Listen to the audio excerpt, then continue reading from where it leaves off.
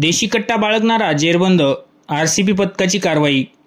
पुसद शहरात दिनांक 14 एप्रिल 2025 रोजी एक देशी कट्टा बाळगणाऱ्या तरुणास आरसीबी पथकाने ताब्यात घेतले आहे। यात प्राप्त माहितीनुसार दिनांक 14 एप्रिल 2025 रोजी डॉक्टर बाबासाहेब आंबेडकर यांच्या जयंतीनिमित्त शहरात पोलिसांचा चोख बंदोबस्त होता। अशातच रात्री 9:30 वाजताच्या दरम्यान आरसीबी पथकाला गुप्त माहिती मिळाली की एक इसम हा पुसद शहरातील कोर्टाच्या डाव्या बाजूच्या गेटजवळ अण्णाभाऊ साठे यांच्या पुतळ्यासमोर देशी कट्टा घेऊन फिरत आहे।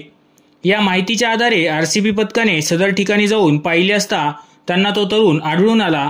त्यानंतर त्या तरुणाची अंगझडती घेतली असता त्याच्याजवळ एक देशी कट्टा व 2 जिवंत काडतूस आढळून आल्या।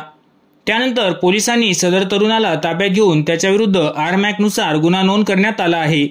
सदर तरुणाचे नाव शेख सलीम शेख इस्माईल असे असून तो पुसद शहरातील तुकाराम बापू वाड येथील रहिवासी आहे।